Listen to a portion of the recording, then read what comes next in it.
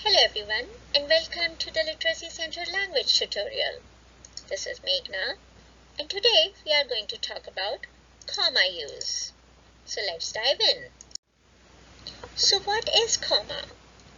Comma is a punctuation mark indicating a pause between parts of a sentence.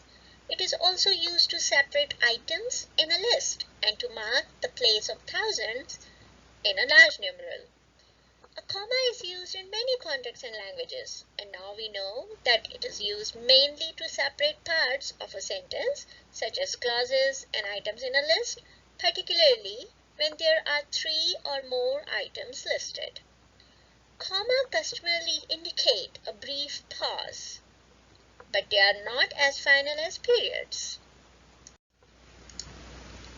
So there are some rules to follow when you use comma, just like semicolons, colons, and hyphens. So what are these rules?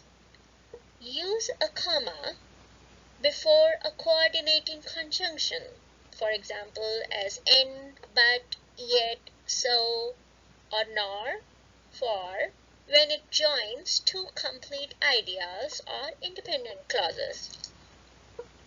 Let's see some examples. He walked down the street, comma, and then he turned the corner. Another example, you can go shopping with me, comma, or you can go to a movie alone. We also use a comma after an introductory clause or phrase. A comma tells readers that the introductory clause or phrase has ended and that the main part of the sentence is about to begin. Let's see some examples for this.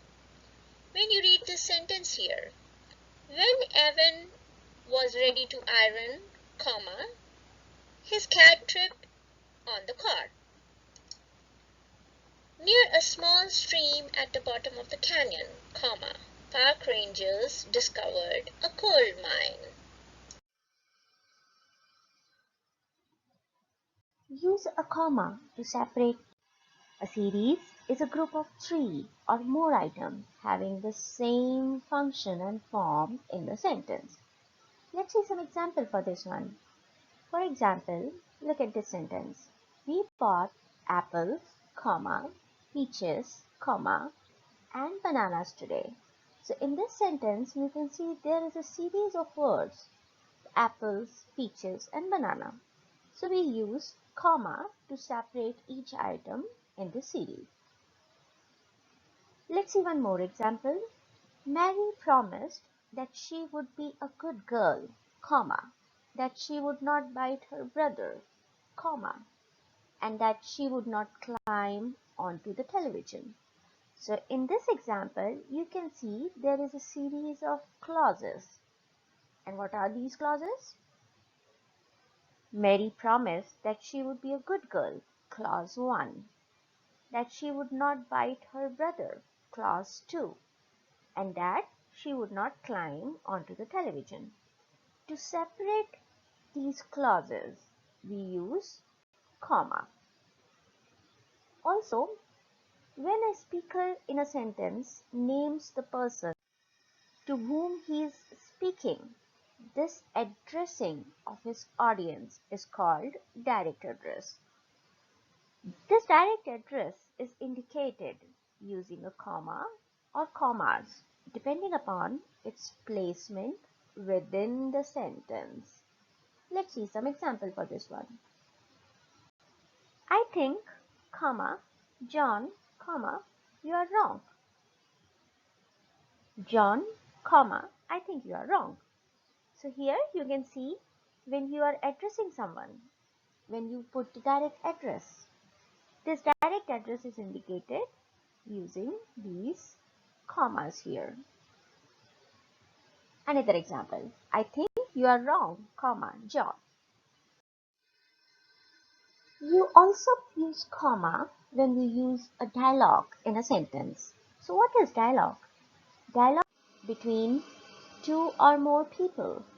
If the speaker, not the listener, in a conversation is identified, his name or the noun or pronoun used to refer to the speaker and the verb that refers to his speaking are enclosed within the commas. Let's see some example for this one. In this sentence, let's read it together. Mary said, comma, in a quotation mark, there is a dialogue. I dislike concerts because the music is too loud. So here in this example, you can see this dialogue, I dislike concerts because the music is too loud, is in a quotation mark, and before this dialogue, you put comma. It will be clear seeing the second example.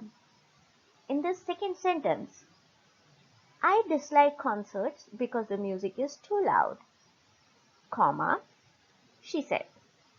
So we know one rule about using a quotation marks with comma, that comma will also be inside the quotation marks. So here you can see we can use the comma when we have a dialogue or a conversation within the sentence.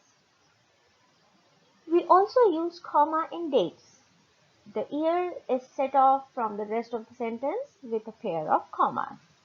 For example, on December 12th, 1890, orders were sent out for the arrest of Sitting Bull. Comma is also used when you write addresses. The element of an address or place name are separated by comma. A zip code, however, is not preceded by a comma. For example, John Lennon was born in Liverpool, England, in 1940.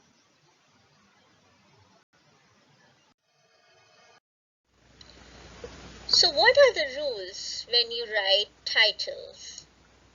If a title follows a name, separate the title from the rest of the sentence with a pair of commas. For example, Sandra Belinsky, MD, that's the title, has been appointed to the board. So here you can see the title is separated from rest of the sentence with a pair of commas. Then there are some rules for numbers when you use comma. In numbers more than 4 digits long, use commas to separate the numbers into group of 3, starting from the right. In the numbers 4 digits long, a comma is optional. For example, when you write 3500, you can put comma after 3. Let me share some task test tips for you.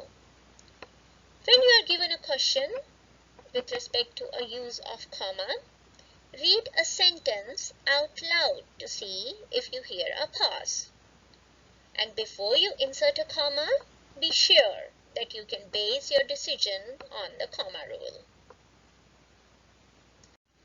So if you have any questions or if you need any help, you can text us or you can email us and we will get back to you.